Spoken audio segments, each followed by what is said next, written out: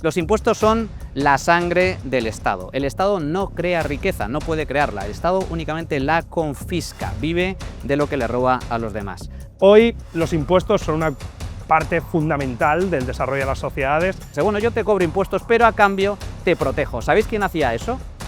La mafia. El gran aumento de la disminución de la pobreza va de la mano del aumento de las prestaciones sociales y del peso de buena regulación. Que creo que España está en una situación muy similar, nos estamos argentinizando. El mayor problema que tiene todo Occidente desde los años 70 en adelante es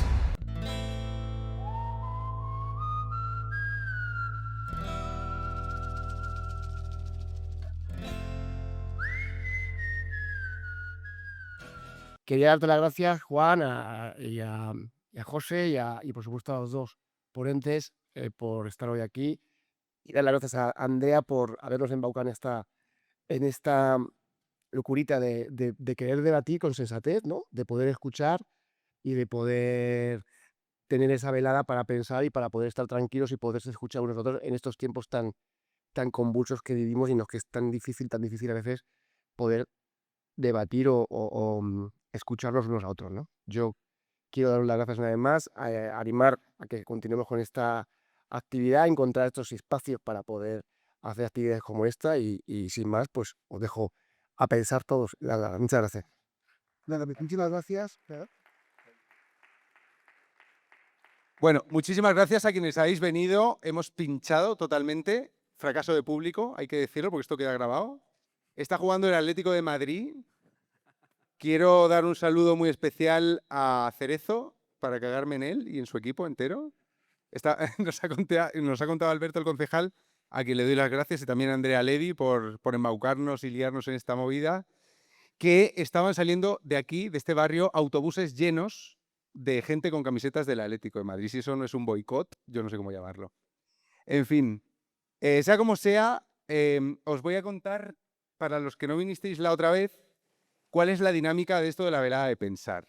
La velada de pensar es un espacio en el que traigo a dos personas muy inteligentes, muy articuladas, con dos visiones totalmente opuestas o más o menos opuestas, luego lo veremos, sobre un mismo tema, un tema en el que todo el mundo además tenga opiniones fuertes.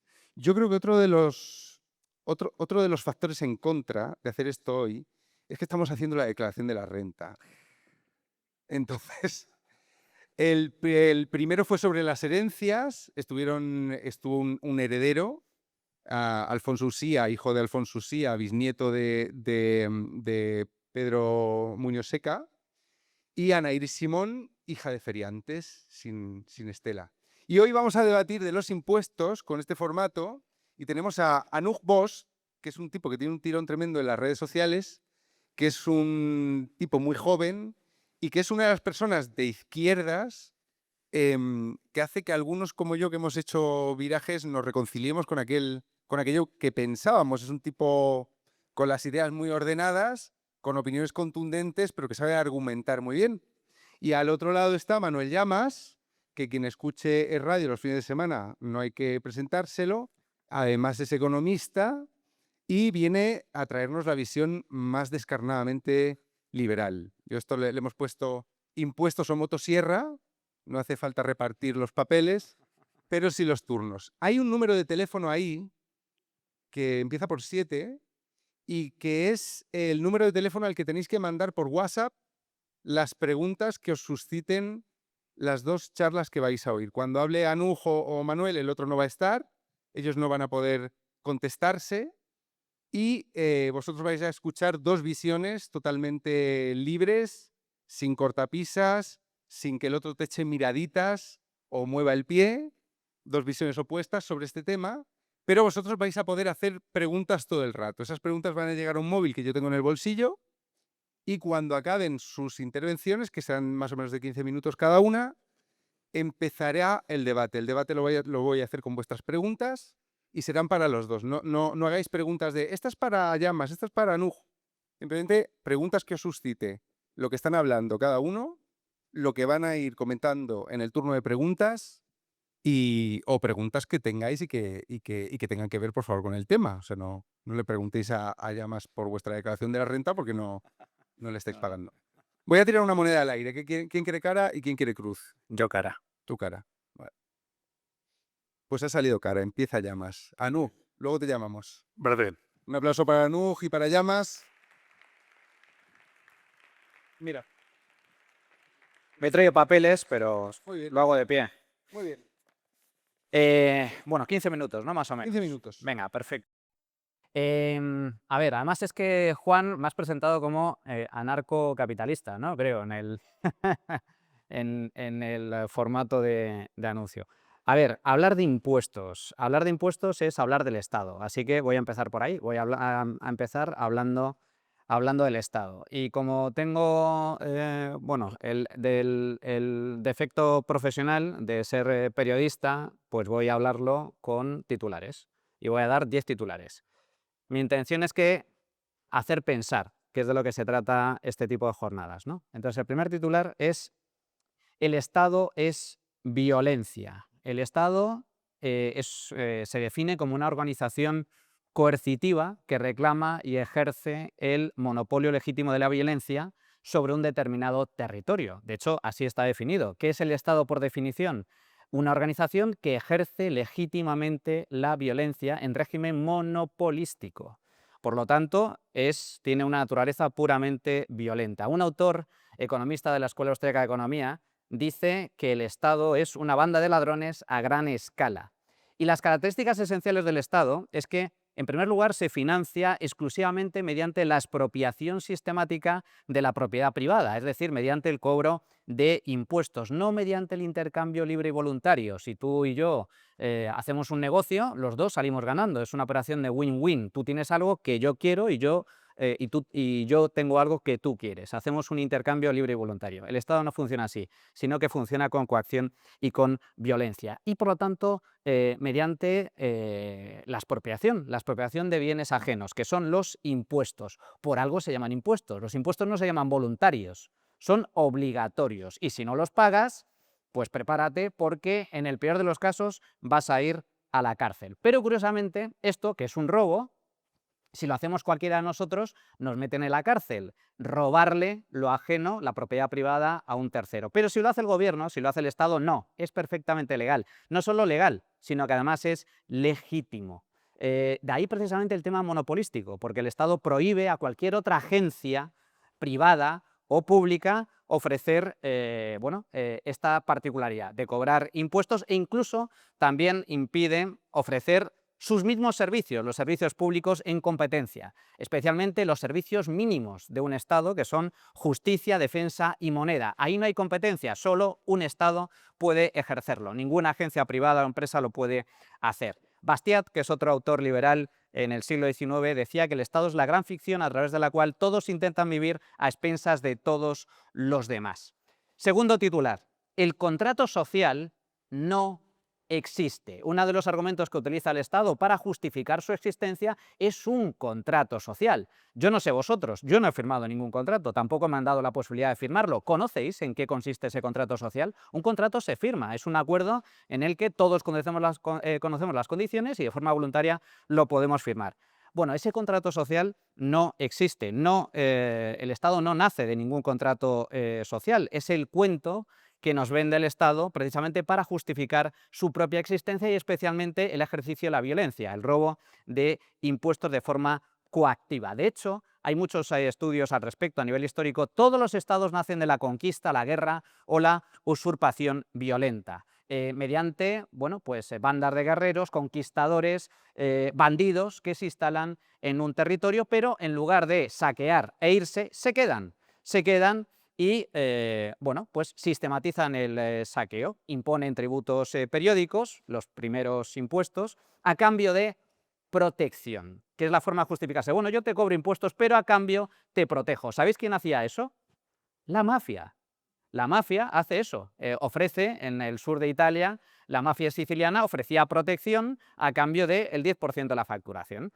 Si no quieres que te queme la tienda, me das el 10% de lo que facturas. Y voy a impedir que otros te roben si me das a mí el 10%. La dinámica es exactamente igual. Lo que pasa es que con el tiempo, esa forma de actuar se institucionaliza, se crea una organización, una burocracia, una ideología y finalmente se acaba convirtiendo en un Estado que a lo largo de los siglos ha ido evolucionando hasta el Estado-nación, que es el que tenemos hoy. Tercer titular, el interés general no existe. El hombre se mueve siempre y en todo lugar por el interés propio, el interés particular. En el mercado, la ventaja que tiene es que el hombre, para poder sacar beneficio, persiguiendo su propio egoísmo, beneficia a los demás. ¿Por qué? Porque en el mercado tienes que ofrecer algo que los demás quieran, mediante, una vez más, contratos libres y voluntarios. En eso consiste precisamente el mercado. El panadero no se levanta a las 3 de la mañana porque le guste madrugar, se levanta a las 3 de la mañana para que sus clientes tengan pan caliente a primera hora de la mañana y de ese modo pueda alimentar al resto a cambio de una retribución. Una vez más, los dos ganan. El político no es diferente. El político también busca su propio interés. ¿Y cuál es el interés del político? Alcanzar el poder y mantenerlo. Lo puede hacer por la fuerza y el miedo o la represión en una dictadura, lo puede hacer bajo creencias de todo tipo, sociedades tribales o el antiguo régimen, donde el rey tiene el poder porque así lo ha designado Dios, o en democracias modernas mediante el engaño, la persuasión o la compra de votos, la democracia. Cuarto titular, el Estado no es un ente abstracto, el Estado en última instancia son personas. ¿Qué es el Estado? ¿Qué es el Estado español? Hoy tenemos un ejemplo de Estado español sentado en el banquillo del Tribunal Supremo. El Estado era, ya no es, Ábalos. El Estado era, ya no es, Koldo.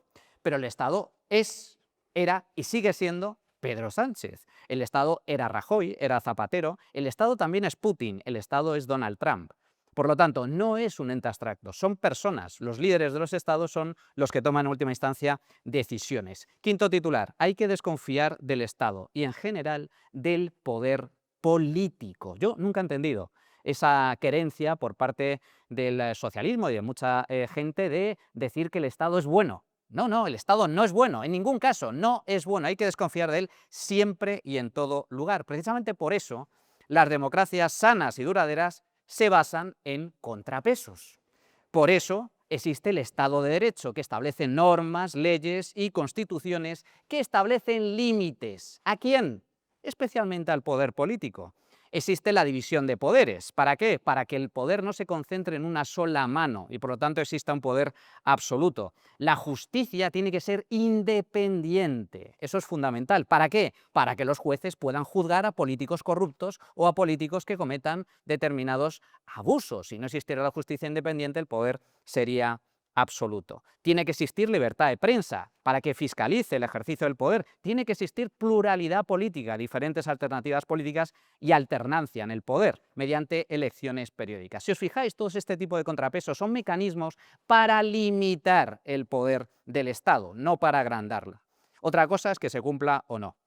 Quinto titular, y ya entramos en la materia.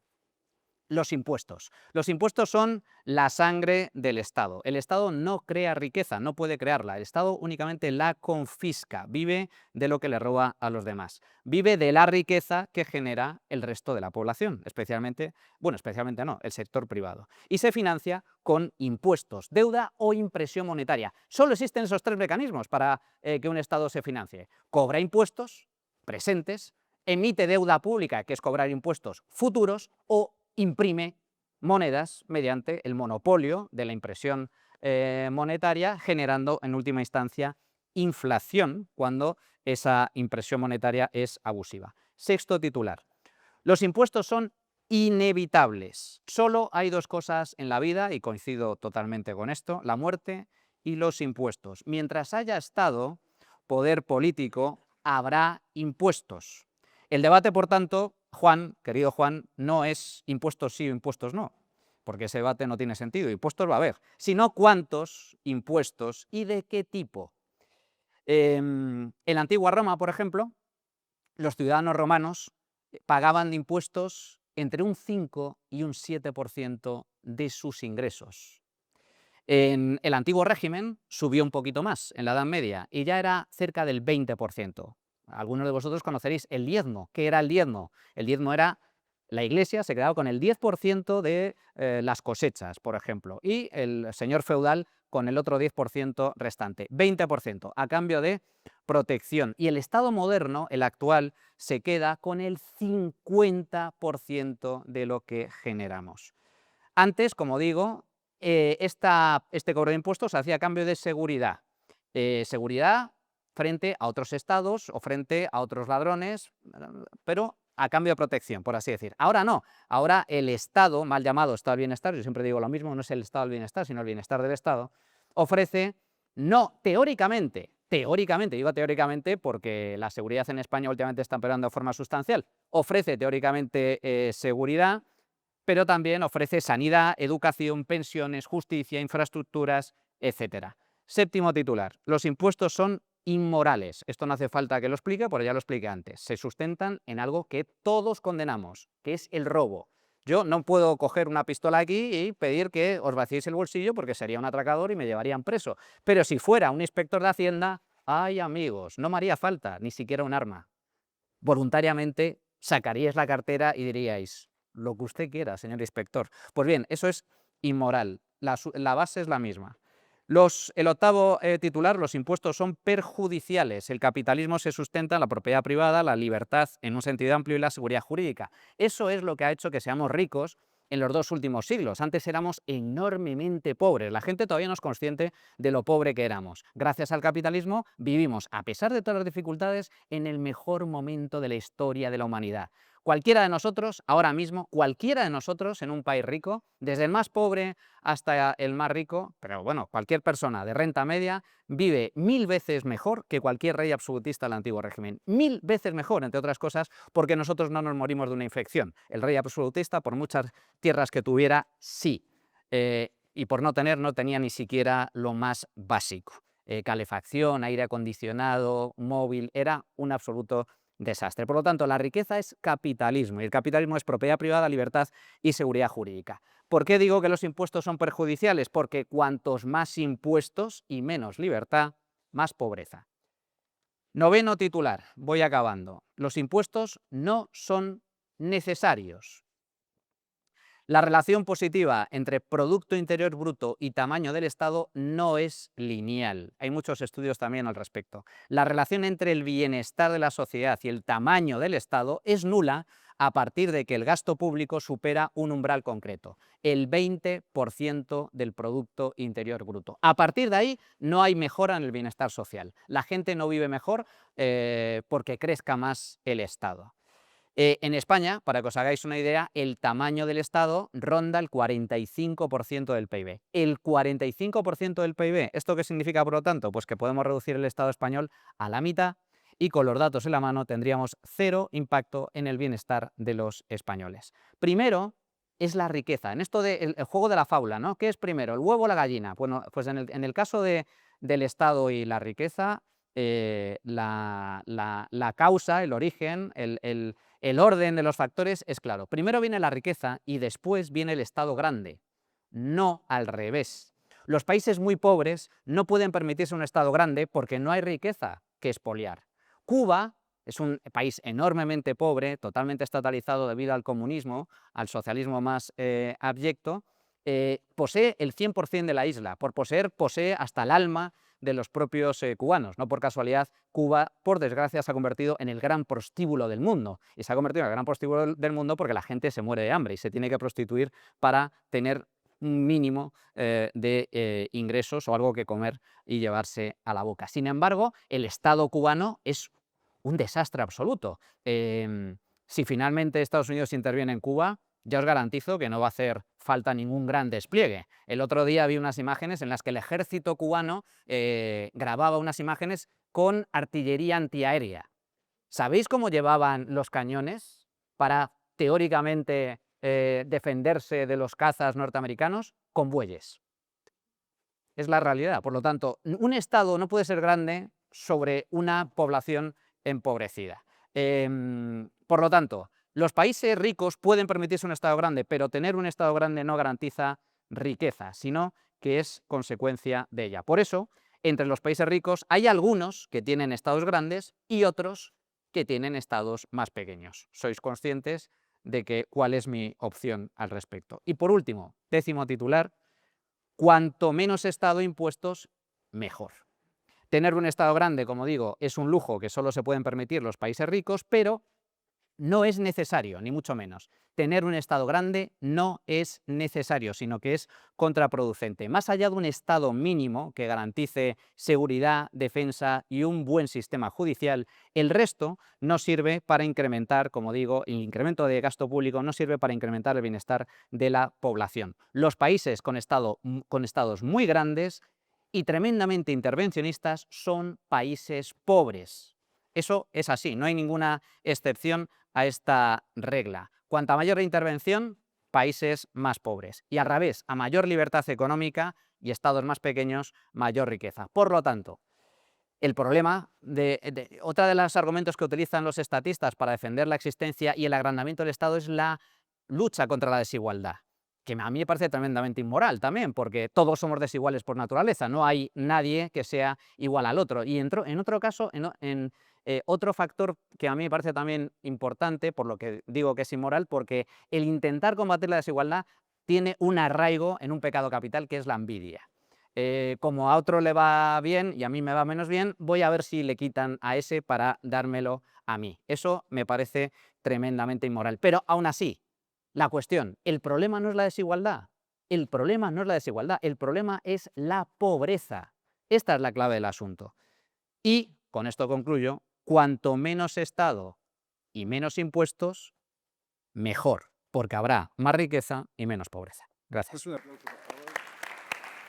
Muchas gracias. Y ahora, Raina Nujanda. Bueno, ya digo que hacer esto en el momento de la declaración de la renta, pues tiene tiene su aquel.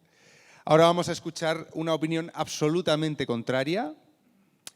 Os pido que no toméis partido todavía. Están llegando ya WhatsApps. Os animo a que... y algunos bastante guays. Y aquí tenemos a Nucos. Bueno, muchas gracias a todos por estar aquí hoy, muchas gracias por invitarme. Hoy vengo probablemente a terreno un poco fanganoso a defender, o no, tal vez. Bueno, pero todos los temas ahora mismo, y sobre todo con la declaración de la renta, hablar de impuestos y sobre la satisfacción del Estado en un momento en el que claramente el Estado no está satisfaciendo a la gente es complicado, ¿no? Mi posicionamiento sobre la situación de los impuestos se basa en una fundamental, que es el análisis que podemos ver sobre todo a partir de la creación y del desarrollo de la industrialización. Hoy los impuestos son una parte fundamental del desarrollo de las sociedades, siempre lo ha sido. Antes de la industrialización, durante el feudalismo, antes del feudalismo, la existencia en mayor o menor medida del Estado y de los impuestos han servido para financiar campañas, principalmente durante toda la historia, o para el desarrollo y para la concentración de riqueza por parte de la nobleza. En sentido, y yo creo que esto es lo más importante de puntualizar, si bien hoy los impuestos se perciben como una herramienta finalista, es decir, que el impuesto es bueno por impuesto, precisamente mi tesis comienza hablando desde otro formato. Cuando vemos el proceso y entendemos por qué existen los impuestos, lo que vemos es cómo el desarrollo industrial de 1780 empieza a crear una sociedad que pasa del campo a las ciudades, donde los modelos industriales terminan teniendo consecuencias. Evidentemente, las emisiones de carbono, la contaminación del agua terminan teniendo consecuencias que en ese momento no eran pensadas. El peso del Estado sobre las decisiones de la economía se centraba más en la presión mercantil o de las tarifas que se pudieran poner en los diferentes productos, pero no tanto en el factor de regular, en muchos sentidos, la vida industrial. El crecimiento del uso de los impuestos se da entonces principalmente como una herramienta para evitar que esas consecuencias del desarrollo industrial terminen afectando de forma negativa, cosa que se ve, por ejemplo, en el estudio de Cambridge, que nos muestra que desde 1780 hasta 1880, y esto es una cuestión que muchas veces se ignora cuando se habla del desarrollo del capitalismo, la mayor parte de las personas no aumentaron su calidad de vida. Lo que vemos, de hecho, es que en los polos industriales disminuye la cantidad de años vividos y lo que se ve es un crecimiento de las horas trabajadas, pasando de unas 2.500 horas trabajadas anualmente a unas 3.300. Toda esta situación crea una índole, de hecho, la que lleva a la creación del marxismo, que es que precisamente todo el desarrollo industrial no se está terminando de reconfigurar alrededor de la sociedad. Y ahí es donde surgen los impuestos, de la forma moderna en la que lo concebimos, no de la forma antigua, que es como una herramienta para redistribuir la riqueza en un proceso en el que la producción puede crear esa cantidad que antes no estaba creando. Todo el desarrollo industrial que se da durante todo el siglo XIX y que termina siendo en 1890 uno de los mayores exponentes del desarrollo actual, que es lo que termina, por ejemplo, llevando a Bismarck a las regulaciones que pone, por ejemplo, las pensiones en Alemania, o que termina llevando a las leyes antimonopolio, porque recordemos que, aunque muchas veces se dice lo contrario, los monopolios ya han existido, la época de regulación y la época de que no existían impuestos ya ha estado presente. En 1890, por ejemplo, observábamos todo el oligopolio tabaquero, el oligopolio farmacéutico, el oligopolio del tren y también el monopolio del petróleo, que termina llevando, con la aplicación de las leyes antimonopolio, que se crean solo para Rockefeller, la aplicación de esa forma nueva de entender cómo está funcionando la industrialización. Hasta entonces, evidentemente, el mundo no había visto ese tipo de procesos donde ya no eran reyes o eran grupos militares los que controlaban la riqueza, sino que de repente las grandes corporaciones que se estaban formulando y que tenían control por encima del interés del Estado se volvían parte y se volvían una única institución. Entender esto es importante porque de ahí a ahora ha cambiado todo. No es solo que el impuesto ya no tenga el mismo sentido, no es solo que no sea una herramienta como lo era en el inicio, sino que hoy el impuesto se ha vuelto un milagro, en el sentido de que quienes lo venden no lo venden como una planificación para un problema, sino que se vende como una solución fácil para un problema difícil, de la misma forma que se venden el mercado como una solución fácil a un problema difícil. Ahora mismo estamos viviendo un proceso en el que tanto liberales por un lado como por muchos casos socialdemócratas por otro, no buscan la planificación o el desarrollo alrededor de los impuestos o el desarrollo alrededor del industrial, sino que se centra en buscar fórmulas mágicas. Si regulamos más y ponemos más impuestos, las cosas van a ir mejor porque asociamos el regulacionismo y el fetichismo al Estado con una solución fácil a problemas complejos. De la misma forma que la desregulación es un proceso similar, que consiste en otorgar herramientas, sea al mercado o sea al Estado, para que lo hagan ellos. Y ahí es donde precisamente está mi punto sobre los impuestos. Si bien los impuestos sirvieron en su origen, fueron la clave de la reindustrialización a partir de la Segunda Guerra Mundial, fueron la clave para todo el desarrollo a partir de la Primera Guerra Mundial también, todas las leyes después del crack del 29, todas las leyes de recuperación a partir de los años 60, todo ese desarrollo hoy ya no existe, porque el fundamento ya no se basa en la planificación, sino que se basa en una visión polarizada del funcionamiento de las herramientas del Estado o del mercado. Es decir, que indiferentemente de la posición que te puedas encontrar, lo que observamos es el diálogo de hay que pasar la motosierra porque el Estado es demasiado grande, sin incidir en por qué es demasiado grande. ¿Por qué el Estado ha crecido? ¿Por qué los impuestos existen? ¿Cuál es el origen de ese desarrollo? A partir de esa visión y a partir de ese análisis nos damos cuenta de que ha habido consecuencias, es decir, ha habido un motivo. ¿Por qué existe la Fed, la Reserva Federal? Por una crisis, la crisis de 1908. ¿Por qué existen las regulaciones en medicamentos?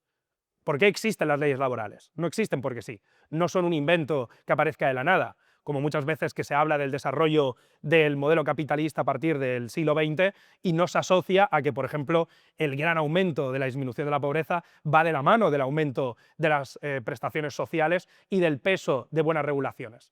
Y eso es lo importante, buenas regulaciones.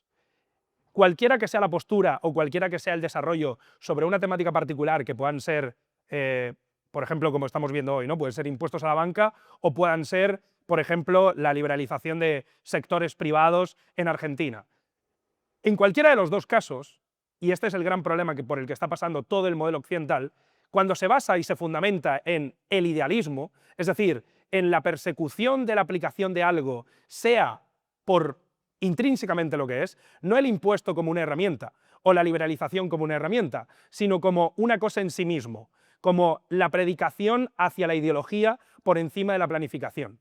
Esto es importante porque precisamente un país, de hecho hay dos, China por un lado, que tiene un modelo de impuestos mucho más relajado que por ejemplo el que tiene España, pero a la vez tiene una planificación mucho mayor, la banca es principalmente pública, tienen los 4 bancos más grandes del mundo, tienen el control de la mayor parte de las materias primas y esto lo han hecho con planificación. No ha hecho falta en muchos casos tener que recabar muchos impuestos precisamente porque la maquinaria para ejecutar esos planes se han basado en una banca pública. Pero, por ejemplo, en Dinamarca, que tenemos caso contrario, unos impuestos mucho mayores, con una presencia de la banca pública más minoritaria, en el que la separación del Estado en diferentes organizaciones, sobre todo la organización sindical y civil, consiguen crear un equilibrio. Precisamente estos dos diferentes modelos representan una cosa que es lo que se ha ido perdiendo, que es que a partir de la ilusión de la Segunda Guerra Mundial, de un proceso de crecimiento en el que aparentaba que todo iba a ir para arriba para siempre, en el que con la caída de la Unión Soviética en 1991 vemos, como decía Fukuyama, que se ha superado la historia, que ya todo va a ser el capitalismo. Lo que se ve es todo lo contrario. Y de hecho es ese modelo que vuelve el reaganismo hacia alejarse de esa planificación o de esa utilización estratégica de los recursos a favor de un modelo que antepone los intereses, en muchos casos, de las grandes corporaciones o de los políticos que tienen relaciones con ellas, terminan haciendo que el principal enemigo de Estados Unidos crezca, que es China. China no crece porque, en muchos casos, desde ya ese momento tuviera algo ya planificado, sino que lo tiene porque esa deslocalización sin ningún tipo de estrategia termina llevando a que las industrias se vayan a China, se vayan a Asia. Se sustituyen los trabajos que se pagan bien en Estados Unidos por trabajos que se pagan más baratos y que generan más beneficios en China. China lo que hace es aprovechar la tecnología que obtiene para planificar a lo largo del tiempo. Hoy hablamos de las tierras raras, de los semiconductores. China ya tenía en 1990 una estrategia de semiconductores. Hoy controla el 90% de las tierras raras. Entonces, todo lo que tenga que ver con los impuestos, con la regulación, con la presencia del Estado y que se aleje de una conversación en la que no se vaya a lo puntual, a la planificación, va a llevar indudablemente a una visión utópica. Y esa visión utópica de los 90 parte precisamente porque la visión de ese liberalismo que surge y que va a conseguir traer el beneficio para todos, termina convirtiéndose más bien en una visión utópica, en la que se concibe que los trabajadores que van a aumentar su salario lo hacen por sus estudios. De hecho, esa es la principal base del desarrollo en España, ¿no? Haber estudiado. ¿Qué es lo que nos encontramos? Que no son los estudios lo que aumentan en el tiempo a lo largo plazo los salarios, sino que es la escasez. Evidentemente, si una empresa necesita ingenieros y hay pocos, vas a pagar más. Lo que terminamos observando es que en cuanto China se vuelve un gran hegemón y tiene una participación, ni los ingenieros se salvan hoy, porque ya no puedes competir.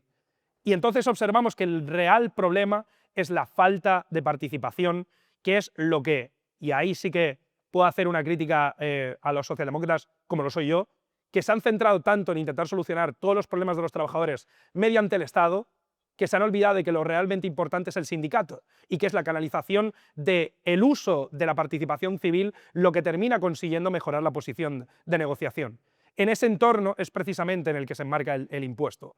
Hoy el impuesto es una herramienta utópica, como lo es la desregularización, como es la motosierra. Son soluciones vacías a problemas estructurales que llevamos arrastrando durante décadas y décadas, que sobre todo en la economía europea hoy se comprueba como malas regulaciones terminan llevando a procesos que no son competitivos, mientras que procesos en los que se financia, por ejemplo, el automóvil chino, terminan destruyendo por completo. Una solución liberal no podría competir con el modelo chino, porque es una solución dual en la que se controla toda la parte de la producción. Un coche BYD, de estos que están cada vez más por la calle, está controlado completamente en toda la cadena logística. Se sacan los minerales, se procesan, vas a la fábrica, todas y cada una de las partes.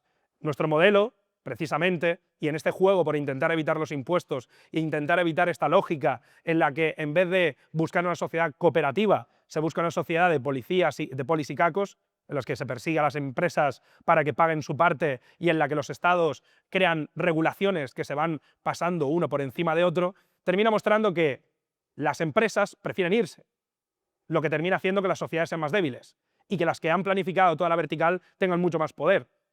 Hoy lo vemos con China, 80% el control del litio, 90% del control de los minerales raros, 80% del control del níquel. Y eso que, por ejemplo, China no tiene ni el 80% de esas reservas. O sea, China no es importante porque tenga sus minas, sino porque ha dedicado décadas a procesar. La falta de planificación, que en el caso occidental va de la mano de los impuestos, es lo que puede garantizar ese desarrollo, siempre y cuando, por supuesto, vaya de la mano de una visión real. no se puede utilizar el impuesto como un fin, sino que es una herramienta. Surgió como una herramienta, la regulación surgió como una herramienta y no debe anteponerse a un uso arbitrario, porque las consecuencias son negativas. La polarización en nuestro sistema, en Europa, en Occidente, ha llevado a que la pelea sea esa. Y se puede ver de hecho, Trump es un muy buen ejemplo de una batalla contra sí mismo, de la batalla de bajar impuestos y meter doge para reducir el gasto público y a la vez ver que para poder competir con China no puedes bajar el gasto público. ¿Por qué? Porque si tú quieres, como ha hecho Trump, competir en minerales raros, tienes que tener inversión pública. Y de hecho Trump ha sido uno de los primeros presidentes en comprar la propiedad de la única mina de minerales raros de Estados Unidos, que se llama MP Materials. En todo este escenario, precisamente, los impuestos son útiles. Los impuestos son parte del desarrollo de las sociedades.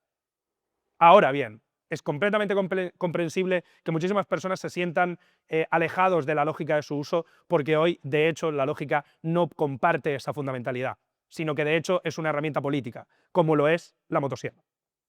Pues muchas gracias. Vamos a llamar a... Bueno, yo creo que ya a mí me han hecho pensar, no sé a vosotros, ¿eh? ¿Has oído lo que decía él? ¿Os habéis oído mutuamente? No. ¿No se oía? Mejor. Vale. Bueno, voy a empezar a mirar las respuestas. Podéis seguir mandando todo el rato, ¿eh? Aquí hay un montón de mensajes ya. Podéis mandar varios, lo que os dé la gana. Voy a empezar por una muy concreta. Ya os digo, intentad que las preguntas sean para los dos, ¿vale? ¿Qué pensáis del caso de Argentina? Que empiece quien quiere. Y aquí os podéis contestar, rebatir, lo que queráis. El caso de Argentina a mí parece dramático, porque Argentina era un país tremendamente rico hace un siglo. Prueba de ello es que nosotros, los españoles, cuando éramos pobres, porque claro, la riqueza, este es otro concepto que está muy extendido. Mucha gente, y especialmente muchos políticos, piensan que la riqueza está dada. La riqueza es una tarta que simplemente hay que repartir. No, la riqueza se crea. Como intenté explicar antes brevemente, la historia de la humanidad es la historia de la escasez, la historia de las necesidades, la historia de la pobreza y la miseria. La esperanza de vida media antes de la llegada del capitalismo, a principios del siglo XIX, era de 40 años. Eso significa que había muchos niños que se morían cuando nacían, que había mucha gente que no llegaba a la vejez porque se moría de diferentes enfermedades. Pero fijaos, entonces eran 1.000 millones de habitantes y el 95% de la población era pobre de solemnidad. Cuando hablo de pobre de solemnidad me refiero al equivalente a ingresar menos de $2, lo que sería hoy menos de $2 al día. Eso es lo que se entiende por pobreza de verdad. Pasar apuros de verdad. El 95% de la población pobre de solemnidad, 1.000 millones de personas. En la actualidad somos 8.000 millones de personas y creciendo, y la pobreza es inferior al 8%. ¿Con esto qué quiero decir? Que la riqueza se crea y la riqueza se destruye. Argentina es un gran ejemplo. La Argentina para mí es un gran ejemplo porque era un país rico, tremendamente rico hace un siglo. Prueba de ello, como digo, es que emigrábamos. Cuando alguien llegaba a Argentina, básicamente un trabajador en Argentina podía cobrar lo mismo que un trabajador en Nueva York o que un trabajador en París, y sin embargo, como consecuencia de la llegada del peronismo, que no es más ni menos que una forma de fascismo, de hecho el general Perón se idolatraba a Mussolini, idolatraba el fascismo italiano y llevó ese modelo a Argentina y lo introdujo. Es lo que se conoce como peronismo, y su partido es el justicialismo. El gran defensor de la justicia social era Perón. Bueno, la cuestión es que el Estado empieza a crecer, muchos impuestos, gasto público, clientelismo, intervencionismo, y al final un país que era tremendamente rico se va convirtiendo poco a poco en un país tremendamente pobre. En los últimos años hemos visto cómo cantidad de argentinos venían precisamente a España y a Europa. Por lo tanto, a mí me parece, y con esto acabo, me parece un ejemplo muy relevante porque creo que España está en una situación muy similar. Nos estamos argentinizando. Y ahora, por primera vez en décadas, hay una puerta a la esperanza, porque Javier Milei, con sus fallos y todos los problemas que tiene cualquier gobierno, está intentando cambiar todo lo malo que se ha hecho, liberalizando la economía, reduciendo el peso del Estado, reduciendo impuestos y apostando por el libre mercado, y yo creo que esa es la receta, y de hecho los últimos indicadores económicos son muy positivos. ¿Cómo lo ves tú, Anu?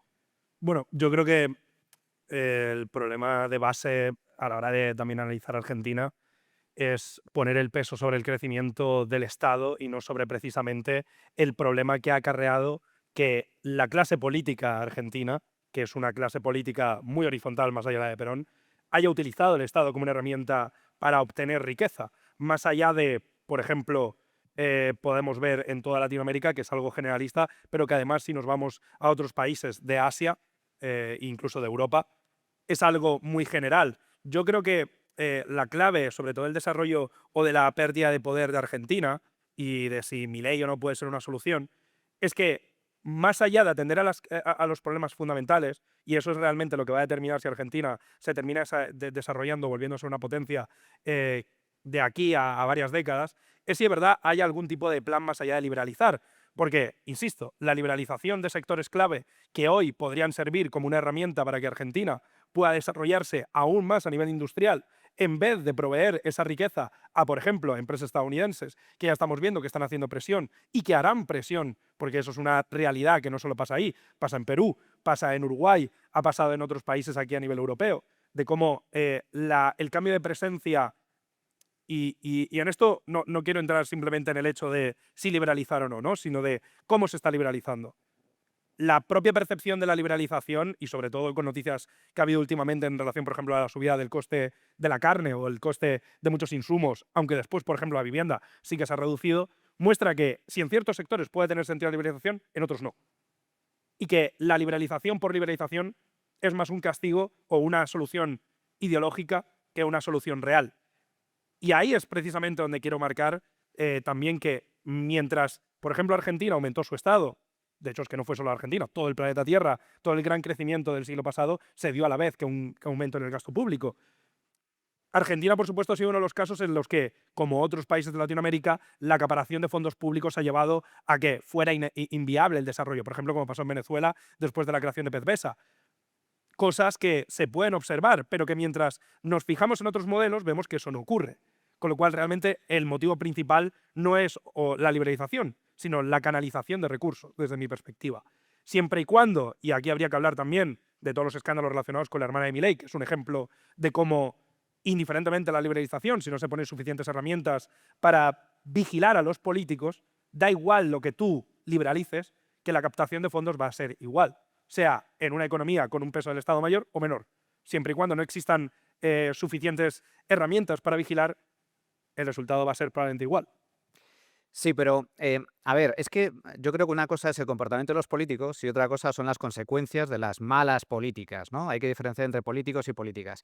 ¿Los argentinos han tenido gobiernos corruptos? Sí, por supuesto, claro que han tenido gobiernos corruptos, pero más allá de robar, bueno, la propia Cristina Fernández de Kirchner está presa, está condenada y se le calcula un patrimonio de 400 millones de euros. Por cierto, la familia de los Castro en Cuba se les calcula un patrimonio de miles de millones de euros, a Chávez 1.000 millones, etcétera, ¿no? Entonces, Trump 5.000 millones, ha duplicado su patrimonio en 5 años. sí, pero no mediante ningún caso de corrupción ni Bueno, robo de habría que ver las públicos. inversiones en petróleo.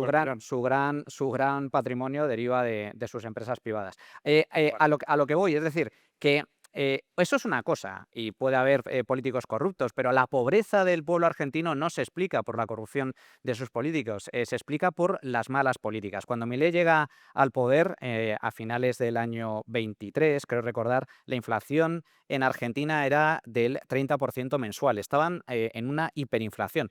Para que los que no lo sepáis, la hiperinflación es el peor de los mundos posibles. Es decir, el dinero no vale nada.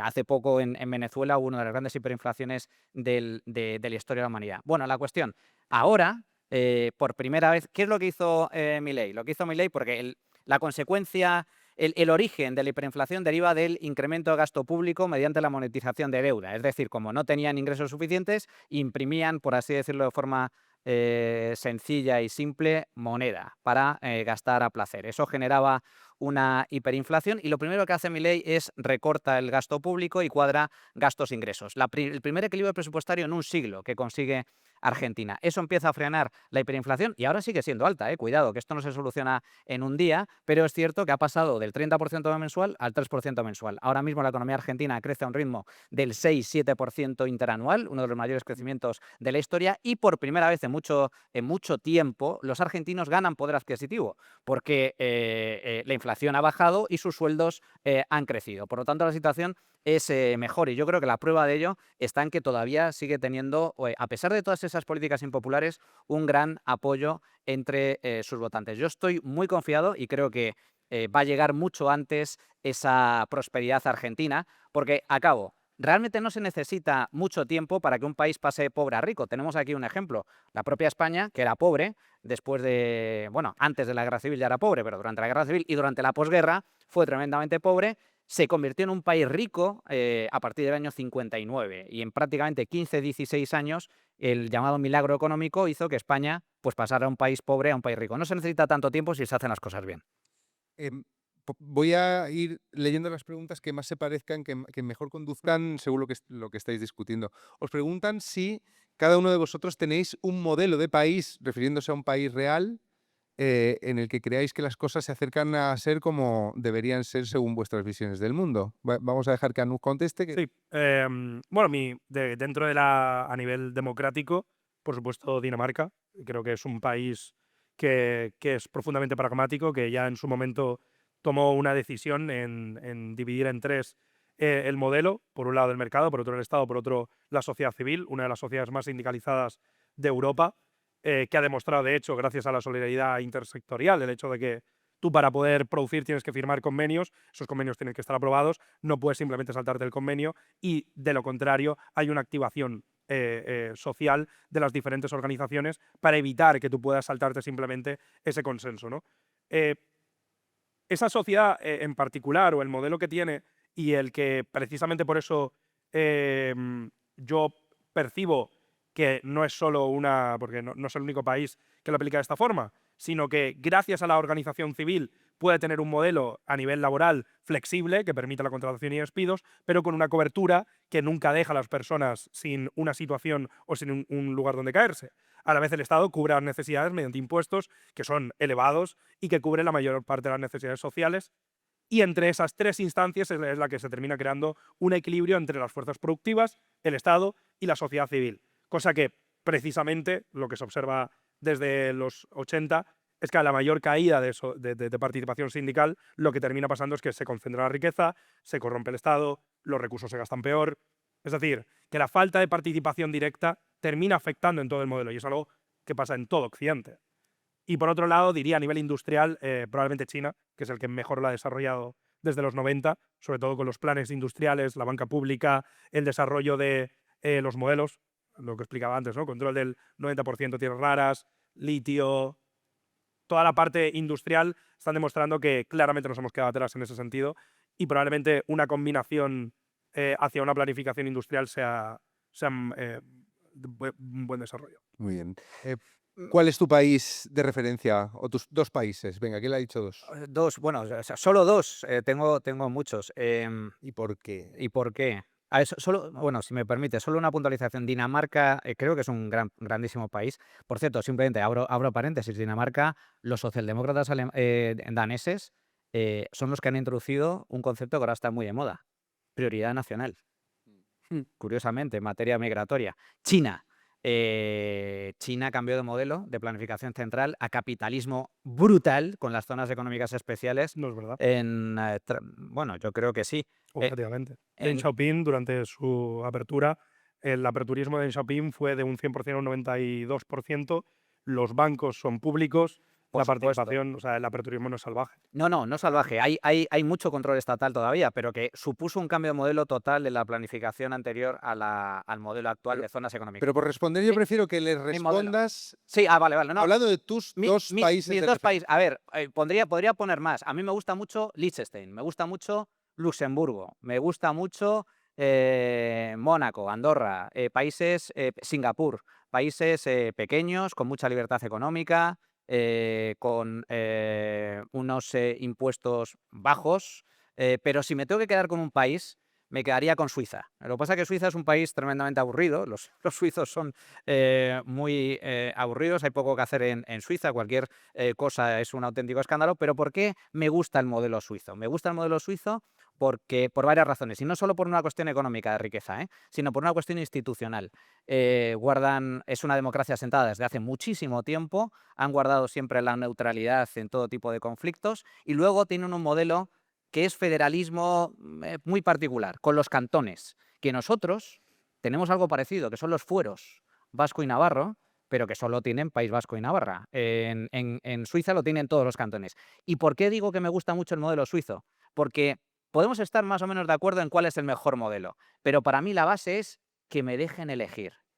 Entonces, es mucho más fácil poder elegir entre cantones, porque los cantones tienen plena competencia y autonomía fiscal. Los impuestos son muy diferentes entre un cantón y otro, y un cantón y otro son como provincias en España, con lo cual es mucho más fácil decir, oye, mira, aquí las políticas que están aplicando no me gustan y voto con los pies y me voy a un cantón de al lado, que mantengo mi contacto con la familia, con los amigos, no cambio de país, a tener que vivir en un país tremendamente grande, enorme, de tamaño, donde se apliquen políticas erróneas y tenga que coger las maletas y me tenga que ir o directamente Claro, pero eso no podemos decir. a otro país. O sea, la magnitud y la dimensión de los países no es algo que simplemente pueda recortar en cantones a una conveniencia económica, ignorando los hechos pues, étnicos, culturales, históricos. O sea, es como todos los países que has citado son países que podrían ser invadidos en un día. O sea, que tienen una garantía porque vivimos en un modelo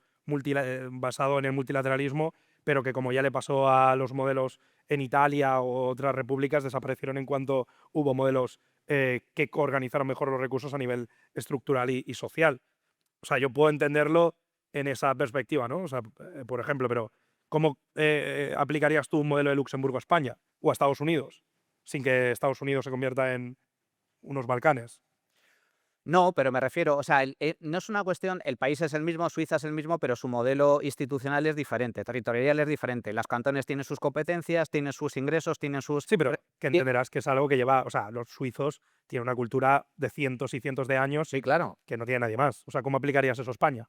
Bueno, pero es que en España, por ejemplo, como digo, a nivel institucional, aquí existe descentralización competencial, pero curiosamente las comunidades autónomas aplican las competencias, pero no tienen los ingresos suficientes para poder desarrollarlas. Al final es el gobierno central el que reparte los recursos entre todas las comunidades autónomas. Y eso genera un efecto tremendamente perverso desde mi punto de vista, porque las comunidades autónomas siempre tienen la tendencia o el incentivo a reclamar más dinero. Nunca es suficiente. Si tú eres responsable, si existe una verdadera corresponsabilidad fiscal, oye, si tú aplicas malas políticas, tendrás que subirle los impuestos a tus contribuyentes y que los contribuyentes decidan si te apoyan o no. Esos son modelos Pero federales. las comunidades autónomas sí recaudan, aunque después, Muy poco, muy poco. a ver, la mitad, que es después lo que termina yendo en redistribución y que de hecho se pueden hacer exenciones como existen, tanto en bienes como puede ser en otros factores. Evidentemente el IVA no, pero sí que pasa, por ejemplo, a nivel patrimonial. De hecho, en Madrid existe una situación fiscal que no existe, por ejemplo, en Barcelona.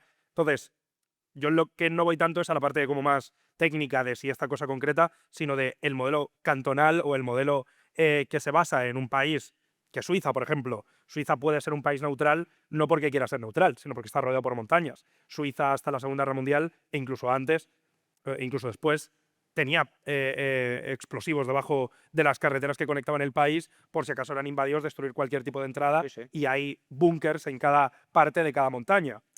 Eso aplicado a España, cómo nos deja a nivel de organización y sobre todo si ya pensamos a nivel, por ejemplo, europeo. Cómo aplicar un modelo de que esté tan dividido el uso competencial a nivel de impuestos, a la vez que, por ejemplo, tenemos un frente militar o a la vez que tenemos necesidades de competencia que ya no se centra en el mercado, sino que se centra en bloques. O sea, yo creo que ese tipo de cosas no lo puede hacer Luxemburgo. Aquí estáis hablando de modelos distintos y de la posibilidad o la imposibilidad de lo que sería cambiar el nuestro, ¿no? En una dirección u otra. Hay una pregunta que voy a resumir porque la han hecho muy larga, pero que me parece muy interesante, que viene a decir esto. O sea, os pregunta si consideráis que en los estados democráticos como este tenemos siquiera la libertad para decidir en qué se van a gastar los impuestos o cómo va a ser el modelo productivo. O sea, si realmente en las llamadas democracias, lo pone así con comillas, tenemos esa capacidad o todo esto es un brindis al sol, lo que estamos hablando ahora. Yo creo que las herramientas existen, lo que no existe es la cultura. De hecho, Suiza es un gran ejemplo de democracia directa de voto, a pesar de que la participación es baja, tampoco hace falta que sea alta. Pero de hecho, el mayor problema que tiene todo Occidente desde los años 70 en adelante es haber olvidado por completo el modelo de participación civil, sindical, asociativa, a favor de un modelo de delegación a partido y a favor del voto cada 4 años. ¿Existen las herramientas? Existir existen, se pueden hacer cambios a nivel civil. ¿Existe la cultura? No existe la cultura. O sea, no es que no podamos, de hecho, ese es el gran...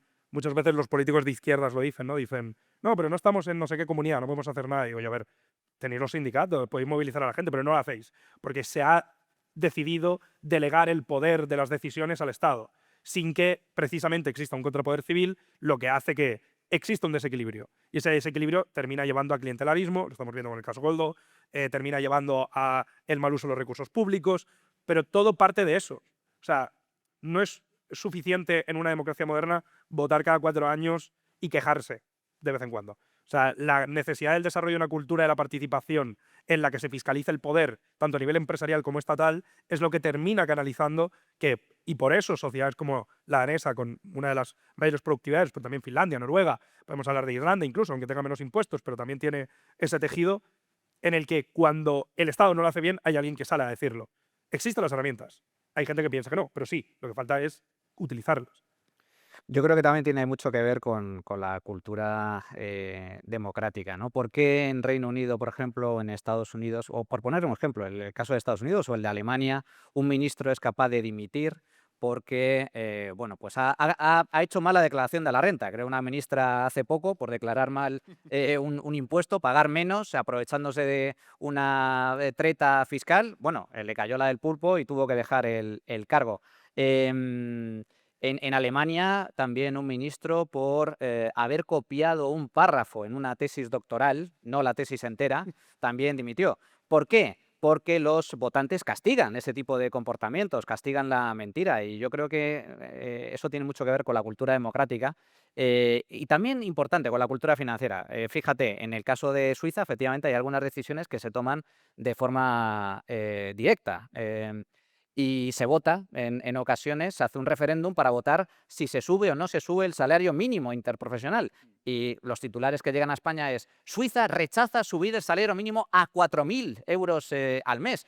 Y la gente se lleva las manos a la cabeza. ¿Cómo es posible, no? Bueno, porque existe una cultura económica bastante más desarrollada, mucho más sustancial.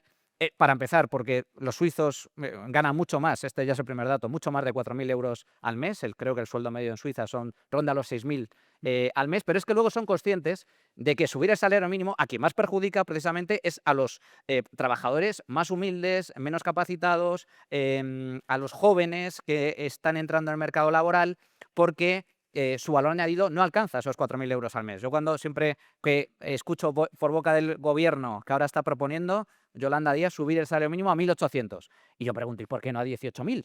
Es que si lo sube a 18.000, todo el mundo se quedaría sin trabajo al día siguiente. Las empresas cerrarían y todo el mundo se iría o al paro o a la economía sumergida. Eso lo saben los suizos y no lo saben muchos españoles. Bueno, yo creo que también hay un factor muy importante, que es que decisiones como estas en Suiza, partiendo de que también son los países con más sindicalismo y además la mayoría de decisiones se toman mediante consensos, no hace falta. De hecho, eso es uno de los grandes problemas que hay o la gran diferencia que hay entre Suiza y que hay aquí, ¿no? O sea, y que hay en otros muchos países, Alemania también. O sea, España es uno de los países que está a la cola de la participación civil en general. Si bien se puede acudir a una explicación hablando del tema del salario mínimo, y el salario mínimo me parece pues una herramienta, pero que en realidad debería ir a una cuestión de convenio, porque deben ser los trabajadores quienes decidan cuánto pueden cobrar en base a la información que tienen y no un burócrata. Eso por un lado, pero claro, te pones a mirar concretamente el modelo de Suiza de por qué no quieren más días. Por ejemplo, se votó hace nada, por qué no querían más vacaciones. Se votó para tener más vacaciones y dijeron que no.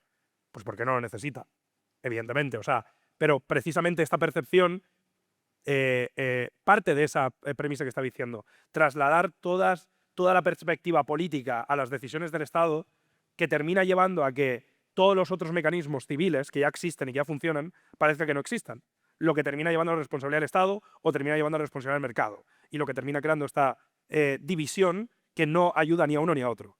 Que yo creo que ese es el gran problema que no solo tiene España, sino que también, por ejemplo, tiene Francia o Italia, que es olvidar que se pueden hacer más cosas, no que el Estado, de hecho, la necesidad de que exista es la necesidad de que a veces no se entrometan ciertas cosas, a la vez que brinde las facilidades legales para que las organizaciones civiles hagan lo suyo. Entonces, yo sí que lo atajo más a eso, a una cultura civil. Aquí, no sé si quieres apuntar algo. No, el tema simplemente, yo coincido en la importancia de tener una sociedad civil fuerte, pero a veces se confunde sociedad civil con sociedad subvencionada. Es decir, hay mucha... Es que la pregunta que iba a leer va justamente por ahí. Vale. Es fantástico. Hay bastantes de las preguntas, las voy a resumir en una. Hay gente que se extraña de que ninguno de los dos hayáis usado el término parasitismo social, precisamente. Que no ha salido ni en la tuya, eso me ha sorprendido incluso a mí, y tampoco en la de Anu. Las preguntas van en dirección a cómo puede un Estado, más o menos las resumo así, cómo puede un Estado evitar que lo que se llama bienestar no redunde en un tipo de corrupción de la ciudadanía que se acomoda, digamos, en recibir la paguita. Paguita es una palabra que ha salido en varios WhatsApp. A mí me parece muy, muy interesante porque Creo que ibas por ahí, además. sí, pero este es un gran ejemplo de clientelismo político. Es decir, ¿por qué, en el caso de España, ¿no? ¿Por qué el gobierno saca pecho con que cada vez más gente cobre el ingreso mínimo vital? Pero vamos a ver, en teoría las políticas sociales no son para reducir la pobreza, no son para reducir la necesidad de la gente, no son para que la gente se pueda valer por sí mismo. Debería ser motivo de orgullo y de satisfacción y de gran noticia el hecho de que en lugar de que la gente cobre, haya más gente que cobre el ingreso mínimo vital, haya menos. Pues no, aquí el gobierno está encantado en que cada vez haya más gente que cobre el ingreso mínimo vital o los subsidios de desempleo una vez que agotan la prestación de paro. Entonces, este es un problema de clientelismo político. Existe a otros niveles, ¿no? Antes, lo que ahora es ingreso mínimo vital, antes era la renta mínima de inserción en las comunidades autónomas o el famoso PER. El PER, muy extendido en Extremadura y en Andalucía, regiones fundamentalmente agrícolas, es una paguita por hacer 20 ponadas. Bueno, ya la última vez que lo vi eran 20, en su día eran 50 o 100, pero fueron bajando. ¿Por qué bajan las peonadas? Bueno, porque es una forma de comprar votos. No, es que si no me quitan la paguita. Esto mismo que estoy comentando es algo que estaba muy extendido precisamente en Argentina. En Argentina había bolsas inmensas de gente que vivían de paguitas del Estado, gente que pudiendo trabajar, pues si me dices, oye, no puedes trabajar, una incapacidad, una enfermedad, un accidente laboral, cualquier problema. No, gente que pudiendo trabajar no trabaja porque no tiene necesidad. ¿Cómo es posible que en España haya más de 3 millones de parados y al mismo tiempo haya sectores enteros, muchísimas empresas que se quejen de que no encuentran trabajadores? Hombre, No pagan buenos salarios.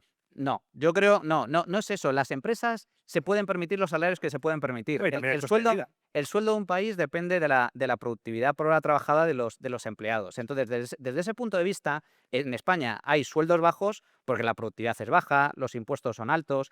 No tiene nada que ver con que las empresas puedan pagar más o menos. Lo que pasa es que es una cuestión de incentivos. Mucha gente, y en esto no responsabilizo para nada a las personas, hay muchas que es pura lógica, que dicen, vamos a ver, a mí me da el Estado una paga de 1.000 euros por quedarme en mi casa sin hacer nada, sin necesidad de buscar trabajo o de aceptar una oferta de trabajo, mejor dicho.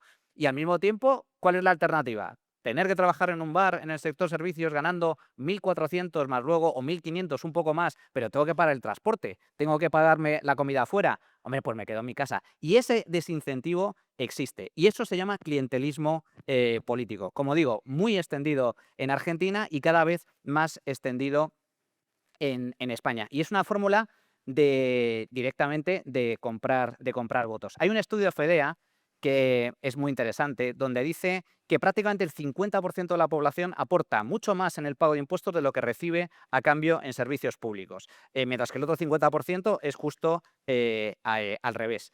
Evidentemente, la prestación de desempleo hay que verlo como un seguro, pero en otros muchos países, se has puesto un ejemplo que a mí me gusta. Dinamarca es un país rico porque también tiene una gran libertad económica, a pesar de que tiene también un Estado grande, etcétera, porque es fundamental la libertad económica, es la base del asunto. Pero ¿por qué me gustan ese tipo de países, los países nórdicos? Porque en muchos de ellos existe la prestación de desempleo, en algunos de ellos incluso indefinida, pero hay una gran diferencia, que es que En cuanto te quedas sin empleo, a los pocos días, a las pocas semanas, te llaman. Creo, puede ser servicio público externalizado, servicio privado. Te llaman y te ofrecen una oferta de trabajo.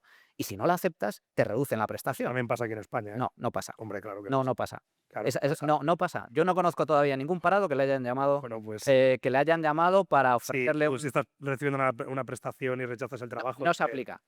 No se aplica. Pero no se Te lo digo yo. ahí. A No ver, se aplica. Contestación de dentro Anup. de todas las cosas que se han dicho. O sea, más allá de eso, o sea, y por ejemplo también pasa que pasan todo tipo de empleos. Si bien es cierto que la cultura, por ejemplo, en relación a dar ayudas sociales se puede convertir en un activo político, en muchos países lo es. En España se ha vuelto una mala práctica el no desarrollar buenos planes alrededor de cómo se usan los recursos públicos para poder ayudar a las personas. Es cierto que en España hay un problema que no solo se arrastra ahora, que es eminentemente difícil para una persona, y no es verdad que, de hecho, si miras la media, no son 1.000 euros, no está ni cerca la media de percepción, y de hecho no se explica porque no se dan tantas ayudas. No hay 3 millones de personas en España recibiendo ayudas, y la mayor parte del desempleo atiende a un coste de oportunidad básico, que es ¿para qué voy a yo trabajar por 1.200 euros? Si son 1.200 euros, que en muchos casos es menos porque a lo mejor es media jornada o porque es media jornada legal y después en negro, ¿para qué voy a trabajar yo ahí cuando ya no tengo construcción de nada en el futuro? O sea, ¿de qué me vale a mí trabajar si después no puedo tener una casa hasta que pasen 15 años, si las condiciones laborales son malas, si en muchos casos no se aplica la ley, se hacen sobrehoras muchísimas que no se pagan, que las condiciones... O sea, España, y de hecho aquí la responsabilidad parte tanto por una parte que es indudable, que es la productividad empresarial, que ya va bajando años, mientras que la productividad del trabajo ha aumentado.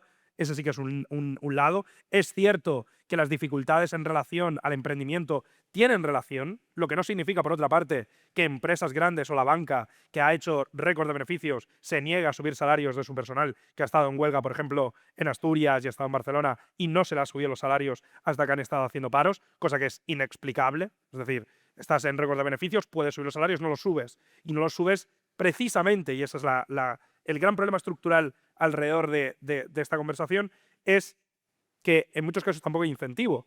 Porque, y esto es un concepto muy sencillo del mercado del trabajo, cuando hay tanto desempleo en sectores poco cualificados, si uno te dice que no, pasas al siguiente y así hasta que te toque, ¿no? Y sobre todo esto, por ejemplo, está pasando en el sector primario con la mano de obra migrante, está pasando en ciertos sectores y de hecho tiene una explicación en eso, ¿no? En buscar gente que acepte salarios que en otro caso no van a aceptar. Y en ese, o sea, porque es un problema muy multifactorial, ¿no? Pero es evidente que todo el apoyo social que busque generar o al menos dotar de la capacidad a una persona para mejorar su forma de vida ha demostrado ser útil. De hecho, el modelo danés se basó mucho en eso de inicio, en dar mucho apoyo social. Pasó también en Suecia, ¿no? Las inversiones, toda la parte de desempleo mientras se estaba estructurando el sector laboral sueco ya hace 120 años, un sector que, aparte de árboles, lo que tenía que hacer era dar mucha dotación para que las personas tuvieran conocimientos. Pues un sueco habla inglés porque se sabe que necesita haber una inversión por parte del Estado. Y que cuando hablamos particularmente de la pobreza, de lo que estamos hablando es que nuestro modelo, tanto por la parte estatal y por la parte de planificación, no está funcionando para redistribuir los recursos y sobre todo para conseguir que los trabajadores aumenten sus salarios, a pesar de que muchos de los sectores, y esto es una cuestión objetiva, han aumentado sus beneficios. Y, por ejemplo, en el sector turístico en Barcelona, los trabajadores del turismo bajaron sus salarios, o sea, disminuyó en relación al poder adquisitivo, a pesar de que los beneficios aumentaron después de EBITDA. Entonces, claramente, un modelo de subvención por subvención está mal. Lo que tampoco se puede atacar siempre es a que las consecuencias que muchas veces se vive por las malas condiciones mercantiles se busquen solucionar por magia. O que busques que una persona acepte un trabajo malo con malas condiciones cuando, y de hecho no es una cuestión del Estado, es una cuestión de ¿para qué quieres trabajar en un mal sitio cuando puedes quedarte en casa de tus padres? Hay muchos países de Europa y muchos países nórdicos, que por cierto, los países nórdicos son un ejemplo porque tenían estados de bienestar tremendamente desarrollados, llegó una crisis brutal como la que tuvimos nosotros en el año 2008, crisis financiera, y apostaron por reformar el estado del bienestar apostar por rebajas fiscales, más libertad económica y externalización de servicios públicos, con educación, sanidad incluso, ¿no? En España, por desgracia, no hicimos eso. Una de las características de muchos mercados laborales en Europa es que muchos de estos países, donde los sueldos son mayores, no tienen, curiosamente, ni indemnización por despido, ni salario mínimo. Otra cosa son los convenios, que los convenios son convenios, Eso lo hace, pero no existen gubernamentalmente. Un gobierno no pero lo decide, hace el sindicato. no decide el ingreso mínimo vital para todo el mundo igual, en todos los países, con Pero ¿para independencia. qué quieres tener salario mínimo si tienes salario por convenio? Que es mínimo también para todo el mundo y por sector. Sí, pero me refiero que no es lo mismo. O sea, no es lo mismo porque ahí estará acordado entre empresas y trabajadores, sindicatos, que por cierto, también la forma que tienen de funcionar los sindicatos en muchos países es muy diferente a la de España. Yo creo que los sindicatos en España no defienden correctamente la labor, los intereses de los trabajadores. Yo creo que defienden más bien intereses políticos porque dependen de subvenciones públicas fundamentalmente. Por aquí hay preguntas sobre los sindicatos también. Sí, no, Comisiones para- Nos quedan 10 minutos. Vale. Toda esta gente quiere ir a ver el fútbol también. Nos han respetado. No tienen entradas en el estadio y lo van a en un bar.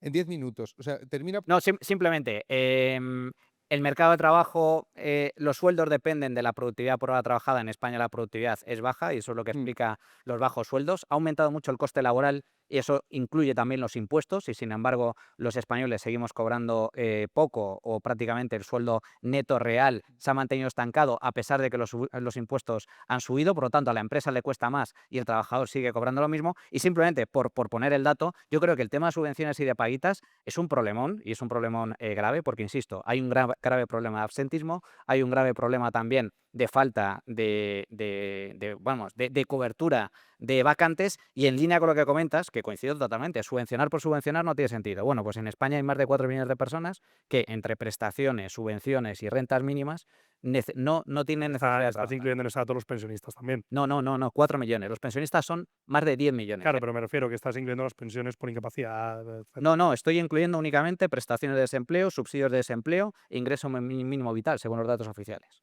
No son los datos que manejo yo, pero en cualquier caso la fundamentación de eso, y vuelvo a lo mismo, siempre y cuando la organización y el enfoque de la cobertura social atienda a buscar que los individuos y sobre todo que las sociedades puedan mejorar y puedan obtener recursos, por ejemplo, con los estudios sobre personas desempleadas en Nueva York que se hizo, también se hizo alguno en California, otro en Texas, en el que se demuestra que las coberturas sociales por parte del Estado ayudan a las personas sin hogar a desarrollarse y que, por ejemplo, no se lo gastan en drogas. Mientras que, por ejemplo, otros estudios, por ejemplo, en Arabia Saudí, donde una parte muy importante de la población vive del Estado, se ha demostrado que desde hace 15 años muchos de los trabajadores en Arabia Saudí no tienen incentivos. Son dos modelos que, dependiendo de cómo se enfoque, insisto, lo más importante no es que una persona, y ahí voy a lo mismo que hablamos del modelo danés, ¿no? Si una organización puede hacerlo por sí mismo, un sindicato, puede garantizar tu cobertura, que es lo que hace un sindicato en Dinamarca, si puede garantizar el salario de convenio, si hay normas comunes, si se puede desarrollar, lo más probable es que, primero, si la población es activa, cuando no se desarrolla un buen marco de ayuda, la gente lo vea y diga, esto no está bien, ya está pasando. Pero es que además pueden organizarse para cambiarlo, que eso es lo más importante. Que vivimos en un momento en el que sea la empresa, sea el Estado, sea las diferentes organizaciones, las personas están desmovilizadas. Entonces, da igual el escenario que se te plantee delante, sea un escenario económico por sobreregulación o por falta de regulación, que no se puede solucionar si no hay movilización civil.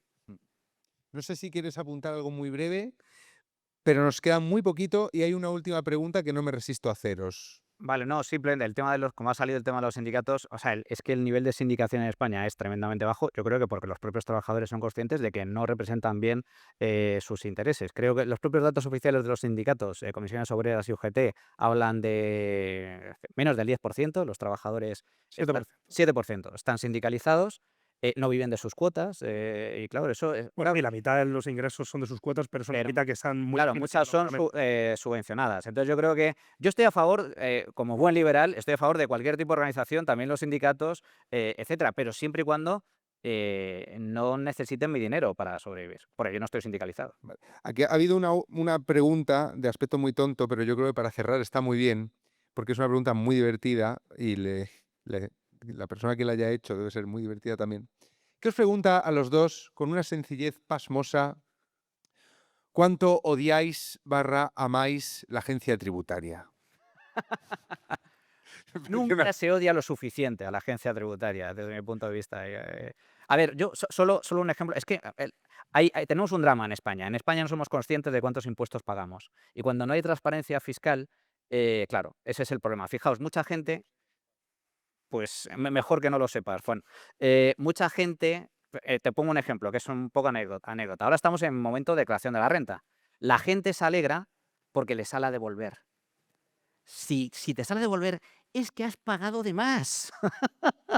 Claro, te has pagado de más. Y encima, en el borrador de la declaración de la renta, hay más trampas que, vamos, o sea, está cargado de trampas, porque la agencia tributaria no te pone todas las reducciones, por lo tanto, al final te va a cobrar más. ¿Por qué digo la importancia de la transparencia fiscal? Como comentaba en mi intervención inicial, yo parto de la base de que los impuestos van a seguir existiendo. Los impuestos son como la muerte, son inevitables. La cuestión es si son más o menos y qué tipo de impuestos, porque esto es importante. No es lo mismo el IVA que el impuesto de patrimonio, no es lo mismo el IRPF que el impuesto de sociedades. Cada uno tiene sus efectos. Pero independientemente de ello, para poder tomar decisiones coherentes desde el punto de vista, y en esto coincido totalmente contigo, de la sociedad civil, nosotros como votantes tenemos que saber cuántos impuestos pagamos y qué recibimos a cambio.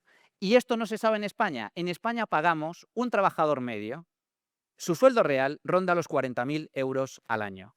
Cuando me refiero a sueldo real, me refiero al coste total de la empresa, porque a un empresario le da igual pagarte a ti 40.000 o pagarte 30 y darle los otros 10 a Hacienda. El empresario cuando te contrata, lo que le interesa o lo único que se fija es cuánto le cuesta contratarte. Bien, pues de esos 40.000 euros, que es el sueldo medio en España, lo que cobra en términos reales un trabajador medio en España, el 54% se va en el pago de impuestos. Impuestos sobre la renta, cotizaciones sociales, las del trabajador y las que paga la empresa, pago de IVA, impuesto a bienes inmuebles. Estos impuestos, las principales figuras tributarias, 54%. Y estamos hablando de un trabajador medio. Y ahora yo me pregunto, ¿piensa que recibes a cambio? Una sanidad pública con listas de espera y con problemas crecientes por colapso en algunos servicios, una educación pública que no es precisamente la de más calidad, infraestructuras que no funcionan, con trenes que descarrilan, con apagones, con una justicia absolutamente colapsada. Entonces, hay que ver lo que pagas y lo que recibes a cambio. Y en España tenemos un problema. La gente no es... Ahora empieza a ser consciente de lo que recibe a cambio, porque lo sufre, pero no es consciente de lo que paga. Y yo con esto tendría fácil de solución. ¿Sabes cuál sería? Pues que sería, levantaría conciencias. Sería algo parecido a lo que sucede en otros muchos países. El caso más cercano es el de Andorra. En Andorra no te hacen retención del IRPF. Entonces tú cobras todo. Y cobras y cobras y cobras. Pero llega el momento de hacer la declaración y lo tienes que pagar todo de golpe. Yo en eso soy, por poner un término intermedio, lo haría de otra forma. Yo diría que el trabajador cobre el 100% de su sueldo, igual que lo hace el autónomo. El autónomo es consciente de lo que paga, porque factura y luego tiene que liquidar impuestos. Que el trabajador por cuenta ajena cobre el 100%, que le llegue la nómina directamente de su empresa, el sueldo neto, lo que paga en IRPF, que va directamente a agencia tributaria y cotizaciones sociales, pero que la parte que es fiscal no la pueda tocar. Que entre en su cuenta y ve cómo al día siguiente desaparece. Bueno, no al día siguiente, eso lo para el banco, lo paraliza y se va directamente a la Seguridad Social y Hacienda. Y mucha gente se daría cuenta, al menos, de lo que le cuesta al Estado. Yo estoy de acuerdo si además sumamos que dentro de todos los convenios de empresa, que no sean a partir de 5, y que los trabajadores sepan qué cantidad se está pagando en relación a otros sectores y cuánto está ingresando la empresa para poder negociar su salario. Si ese es el hecho, si todo el mundo tiene información de más, a mí me parece bien. Si no, estamos jugando un poco con las cartas puestas. A mí me parece bien. De hecho, el modelo danés se basa en que todo lo recibe el trabajador. Me es indiferente porque es lo que consiste y, de hecho, la percepción no, para mí no, porque es evidente que los recursos están saturados, que la gestión está siendo mala. Eso se debe al caciquismo, a una época de décadas de instrumentalización del Estado, del uso de los recursos públicos para enriquecer a amigos del IBEX, para promover líneas propias, muchas veces financiando medios públicos y privados, para crear para promover más la batalla política y realmente, mientras que muchos buscan ahí, por ejemplo, recortar, yo lo que busco es que funcione bien. O sea, yo quiero que funcione, yo quiero que seamos como Dinamarca, no que seamos como Andorra, porque creo que no podemos ser como Andorra, pero creo que sí podemos ser más como Dinamarca y para eso lo que hace falta es más transparencia, más información, más participación civil y sobre todo más fiscalización del poder, sea de las grandes corporaciones que se llevan muchísimo dinero público, millones de euros al año en proyectos que no se sabe a dónde van, que eso también es parte de esa corporatización del Estado y de esa convención, que por ejemplo pasa también más destacadamente en Estados Unidos, ¿no? De cómo Trump, pero se sabe en general que los sectores que apoyan al presidente que ganan aumentan sus beneficios de media porque se regula a favor de esos sectores que han apoyado al ganador. Y en España pasa algo muy similar, pero da igual un poco quién gane, que hay sectores que se benefician de eso. Mientras, evidentemente, exista un clientelismo, mientras los trabajadores no se movilicen, mientras no exista una percepción de exigencia real en torno a quienes tienen los recursos, y esto es una ley, cada vez que se pagan más impuestos hay que verificar a dónde van, y para eso hay que tener herramientas. Hoy no es una excusa, con la cantidad de tecnología que tenemos e Internet, que te metas en una base para ver de transparencia y sea prácticamente más difícil.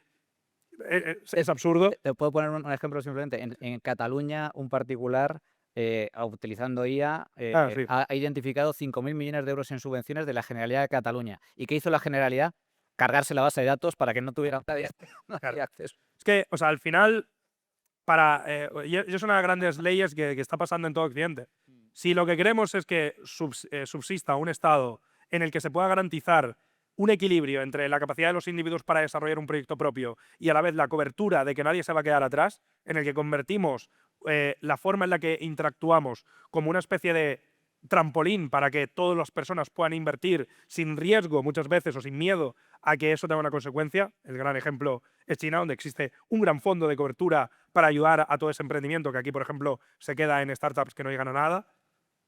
Si ese desarrollo se da, que no es una cuestión utópica, tiene que ver con lo que hacían nuestros abuelos y lo que se hizo durante la transición con las garantías y que después Felipe González se cargó. Pero bueno, ahí es donde yo veo la cuestión. No es tanto ver el impuesto no como una cosa buena o mala, sino verlo como una herramienta. Si se usa bien, va a dar buenos resultados. Si se usa mal, no. Esta gente tiene muchas ganas de ser forofa por un rato.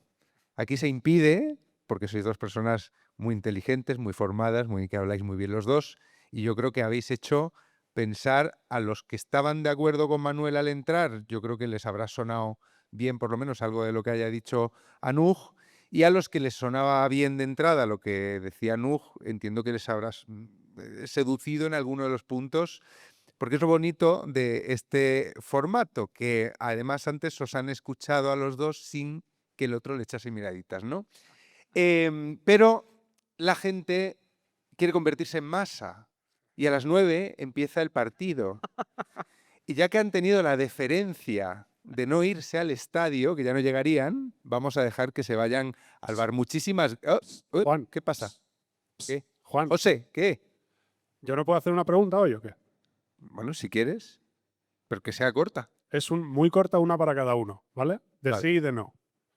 Anuj, tú que estás más en el espectro izquierda y los impuestos es como la gran bandera de la justicia social y de que los que tienen menos oportunidades las consigan, ¿conoces a alguien de izquierdas que pague más impuestos porque le dé la gana, para que haya más bienestar social? No conozco a nadie que pague impuestos con ganas, o sea, de izquierdas o no. Vale, y Manuel, imagínate, o sea, ¿darías tu voto afirmativo a que se liberalizara Hacienda, a que hubiera una Hacienda privada, pero probablemente, como es privada, funcionaría mejor y te cobraría más? Muy buena pregunta. Creo que es el único servicio que mantendría público, fíjate. La hipocresía. Bueno, muchísimas gracias. Un placer. Gracias.